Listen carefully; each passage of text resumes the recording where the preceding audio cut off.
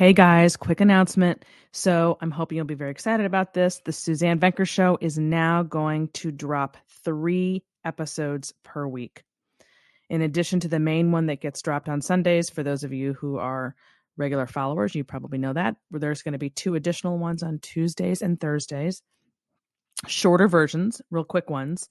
But there's just too much that I want to cover that I can't cover once a week. And I also want to do have fewer guests on as well. I'm still going to have guests on periodically, but you'll be hearing mostly from me going forward.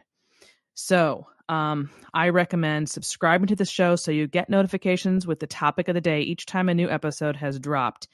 And also, please consider becoming a Patreon supporter so you get free books and an early release of each episode. Plus, those who sign up at the $10 level get a 100% free digital copy of my brand new book, How to Get Hitched and Stay Hitched. You can do all of this at SuzanneVenker.com/podcast. And now on with the show.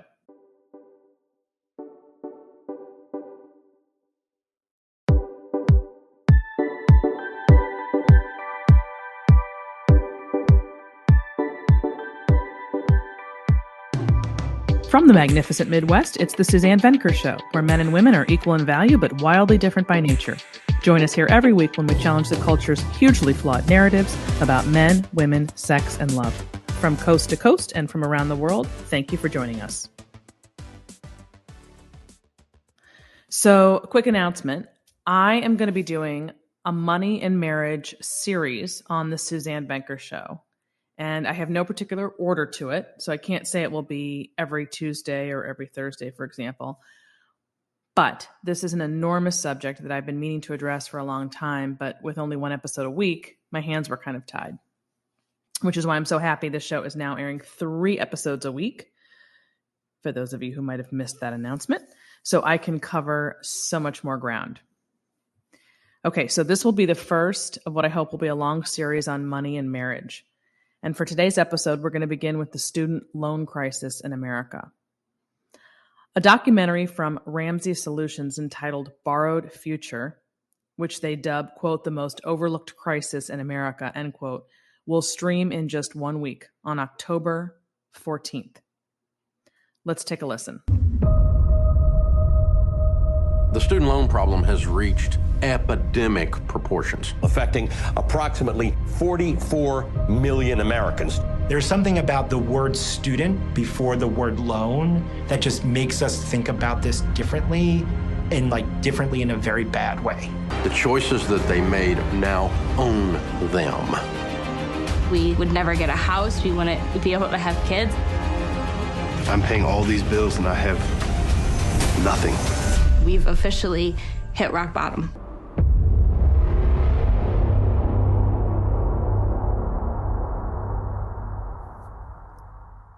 So I chose that particular part of the trailer because it ended with a couple or couples in general, basically talking about how student loans have affected their trajectory as far as just getting married or not, and then also the ability to have a family or to have the number of children that they want and to build wealth and buy a home and do all those things that people have historically done much more easily than they do today.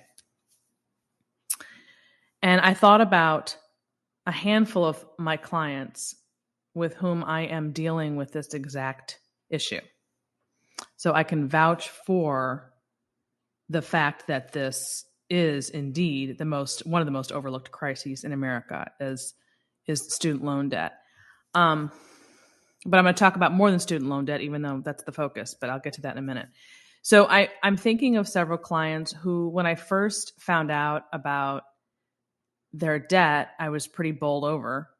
I mean, we're not talking a little bit of debt. We're talking hundreds of thousands of dollars in debt. And if each person brought that to the table together, you can imagine, I mean, obviously that's double. So to say that this is undermining their marriages is an understatement.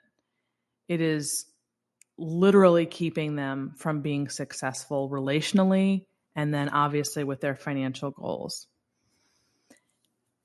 So let's just back up a little bit. And I'm just going to give you my thoughts on the whole getting a college education and doing student loans to begin with, and then we'll move into this other area. This is a crisis that we have encouraged and allowed people this young to take on such enormous debt under the illusion that they will somehow be able to pay that back really quickly, or that not to worry about it because debt is normal or what have you, with no understanding about how that debt will affect their futures financially and also, again, relationally. I mean, if you look at why marriage is on the decline, if you pay attention to that research or listen to that data, you will hear the number one reason young people give for why they're not getting married is money. They say, quote unquote, we cannot afford to get married. That's also quite often why young people are choosing to live together instead of getting married, which basically means they're just prolonging the inevitable. Because it would be one thing if you, prior to marriage, had some plan to combine your finances, which is never a good idea until you're married anyway, obviously, to then pay off all your debt and then get married. But it never works out that way. That's not what's happening. They're simply prolonging the ability to pay for a wedding, to have a child, to buy a house, all of those things that come with marriage indefinitely. They're just existing in roommate form, whether they're living together or maybe they're not living together, but they're staying together in the hopes that they're going to someday get married. There's a domino effect to having taken on this debt that nobody told them about. And what's happening by the time they get to me is they're already in, they're far in, they have gotten married, obviously. And they have a child or two, and they are up to their eyeballs in debt. But the number one reason why they haven't been successful in getting rid of that debt is because they are not on the same page. They are living the same way they lived prior to marriage, after marriage, meaning as roommates. It's his money and her money, her debt, his debt. Now, this is true whether or not we're talking student debt or any other debt, credit card debt, just any consumer debt. They are not joining forces with that debt. And that is what's keeping them from not only being successful financially as a family and as a team, but it's not allowing them to be successful in their marriage, because the two go together. There's no way to delink them. The number one overarching issue that I confront as a coach is helping people get from the his and her mentality into the our mentality. We have this much debt. We have this much saved. Whatever the case may be. They do not talk like that, millennials. They talk in terms of his and hers. It's as though they are roommates. So they never really got married. Because if you haven't combined your monies, you haven't combined your mindset, your goals, your plans for the future, you haven't become one. And there's two angles to that. There's the spiritual side of that, which is what marriage is supposed to be about, is combining and becoming one in every capacity, but also the math of it, the math of the whole thing. Because unless you're working as a team, it's going to take you 10 times longer to get where you want to go. And B, if you're not on the same team about it and you're not in agreement about it, you're also not going to move forward in your relationship or in terms of building wealth. So there's just no way to separate money and marriage when it comes to student debt or any debt, really. Debt will destroy and can destroy your marriage if you are not a team. If you do not approach it the same way, if you don't have a plan to get out of it. If one person really wants to get out of debt and the other person doesn't care whether there's debt and they'll just take it to their grave, that marriage is not going to work. It just isn't. If one person is pro prenup and the other one's not, that's not going to work. Because at the end of the day, these are trust issues. This is the equivalent of saying to a person, whether we're talking about, I don't want to talk about prenups. That's not what this topic is about today, but it's another example of it. When you're dealing with debt and you're not combining it and you're not on the same team financially, you are basically saying to that person, I don't trust you. I just don't. There's no way to cover that up and make it sound pretty in any other way. The person on the receiving end, because it's usually, I have found, one person who wants to combine and get on the same page and have a budget and move forward, and someone else who's keeping that from happening. Usually that's the case. And that's a marriage where you are living separate lives in every way. And without being a team, you're not going to be successful in the financial department. And if you're not successful in the money department of your marriage, in the money realm, let's say, of your marriage, you're not going to be successful in other areas of your marriage. They all are connected. So it is not a coincidence that the people who come to me, the couples who come to me, and I don't know how much I talk to you guys about the individual coaching and how I do it, but at any rate, I meet with people individually. It's not couples counseling. That's not what I do. It's one-on-one coaching, but I do meet with them initially together as a couple. And it's not a coincidence that almost all of them are living separate financial lives. It's not a coincidence that they're coming to me for help. Anyone's going to end up needing help if you're living your life that way in your marriage, because it doesn't work. It's not meant to work that way. You're meant to work as a team. You have one goal, you work together toward that goal.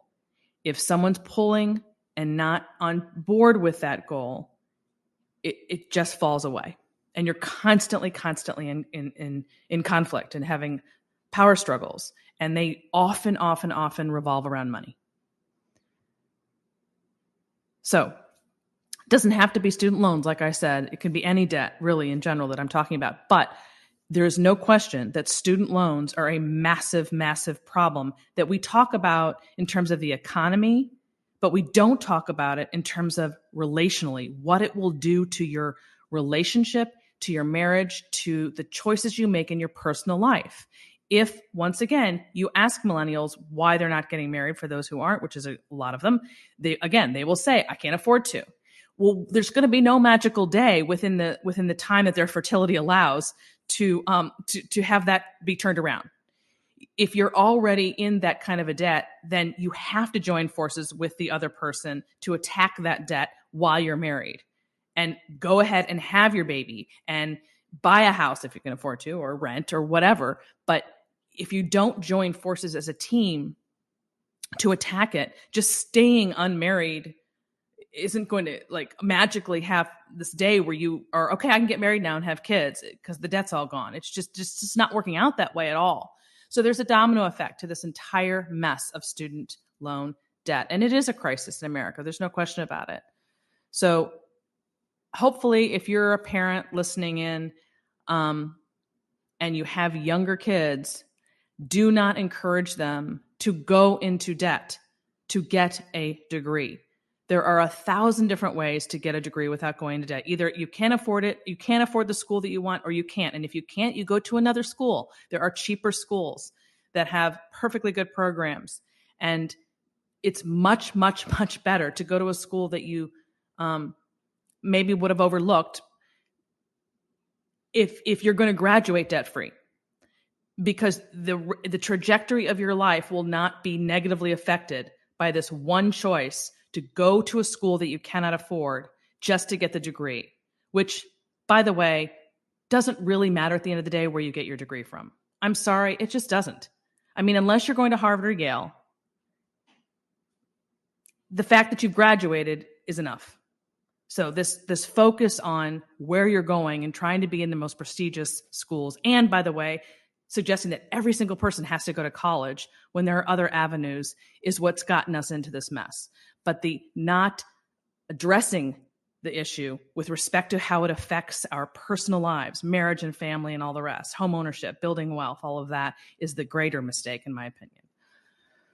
So that's pretty much all I have to say on that subject. Go see Borrowed Future. I haven't seen it yet, obviously, but it'll be out next week, as I said. And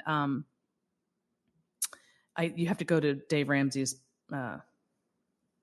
website. So Ramsey Solutions is who produced this. And it will hopefully shed some new light on the whole concept of going into debt to get a degree. But as far as I'm concerned, I'm much more concerned with how it affects our personal lives, because I'm seeing it every day. Not every day, every week in some capacity in my coaching practice, what it's doing to marriages. And it's not pretty. And that ends this hour of the Suzanne Venker Show. Before you leave us, I'd appreciate it if you take 1 minute to give us a review at Apple Podcasts or whatever platform you use. If you've done that already, or if you can't leave a review on your podcast player for some reason, please consider sharing the show with a friend or a family member. Word of mouth is the primary way we get the word out about the Suzanne Venker Show. Thanks for listening, everyone. Have a great week.